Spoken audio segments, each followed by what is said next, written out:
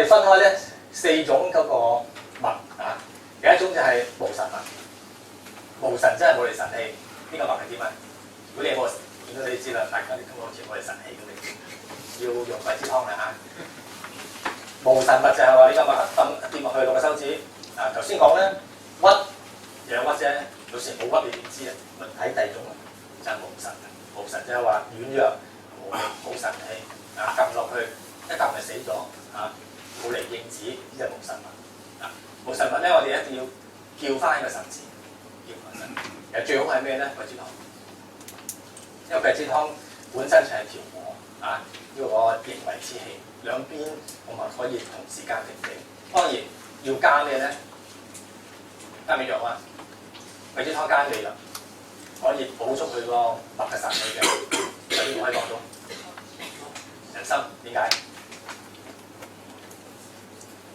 啱啊，人參啱啊。係補助咗咧，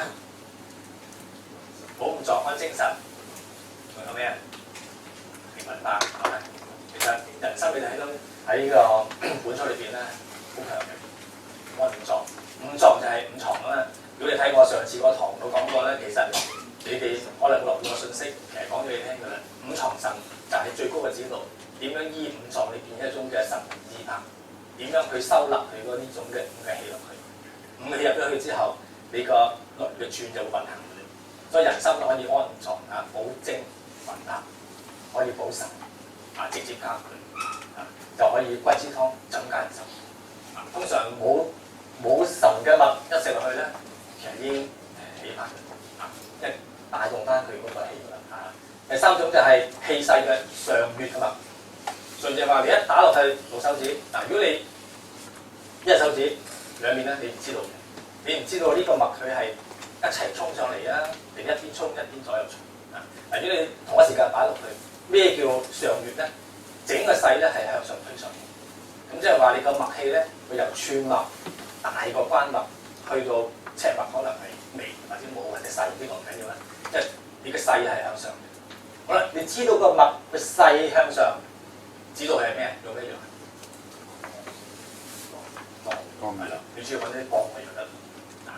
所以喺鄧鐵圖係一個廣州個名醫啊，佢最常用咧係兩個藥，即係兩個方，佢唔係傷寒啊。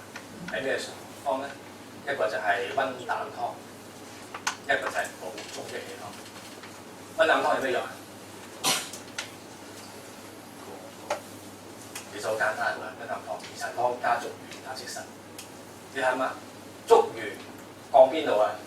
降我哋嘅右腦，降3焦嘅水，將身體多餘嘅水分由右腦降走佢。芡實降咩？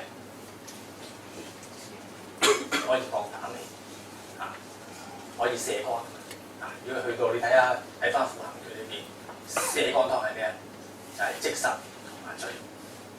因為頭先講咗嗰個瀉張變嗰邊啊，我哋瀉佢嘅時候咧，其實係補緊佢嘅，因為你將佢呢個上越嘅脈係推翻入去，你推入去嘅時候就幫緊佢，幫佢咩？用翻佢原有呢個氣入翻落去裏邊，至可以入翻落去個根源腎氣裏邊，重新再上翻。呢種就係呢個祛腎。節脈嘅六感裏邊咧，我分咗就6種嘅啫嚇。6種，因為陰陽嘅啫。譬如話嗰個第一類浮沉論啊，浮沉呢個咧最容易見到啦，喺《傷寒論》裏邊係嘛？浮嘅通常都係太陽，沉嘅就係少陰啊，因為代表嗰個陽氣走咗上嚟，定係陽氣被屈。被屈嘅一係佢寒氣被屈，定本身佢身體嗰個陽氣不足被屈呢個就要睇翻。所以呢個指導就可以知道嗰個氣能佢係走出嚟。當然我哋要配合6種咧，到時要定論即係而家體位裏邊咧，我哋可以咧簡單就可以知道浮沉。浮沉咧頭先講啦，如果你識得分5層咧，更加咧仔細。因為如果浮嘅話，你浮喺第2重嘅話咧，你以為咦？都係浮喎，咁啊弊啦！咁你就當咗傷寒醫咧，可能就出事嘅。因為陽氣佢係走出嚟去到肺位或者第1層肺部，嗰個只係個傷寒㗎嘛。浮喺第2重嗰啲咧，我哋唔係叫做傷寒。第2重常力就弱少少嘅嚇，咁你皮膚低少少啊，都有應子嘅陽氣。嗰種係通常係指到係啲可能係咩啊？陰虛，陰不足以制陽，陽收唔到。因為你講過陰要上嚟至可以收到上邊嘅陽，而佢陰不足能夠上行上嚟收唔到上邊嘅陽。陽氣就係屈喺上邊，所以咁樣咧都係呈現緊合像。咁嗰個時候我哋可能要少少嘅補陰放喺度，啊就唔一定要補陽啦。啊沉一樣嘅啫，嚇沉嘅，咁沉落去，咁你睇下佢沉虛啊定沉實啊？呢個就要睇下嗰個到時配合嗰個力度啦。啊，就沉而有力嘅，咁即係可能有啲嘢壓住佢，抑壓住佢，咁你需要瀉咧，咁你要考慮。睇翻個病人少少資料啊，用瀉一啲簡單嘅方法瀉走佢最快。譬如話沉實嘅，你可能嗰個力度又唔同嘅喎，咁你就可能瀉就快啲。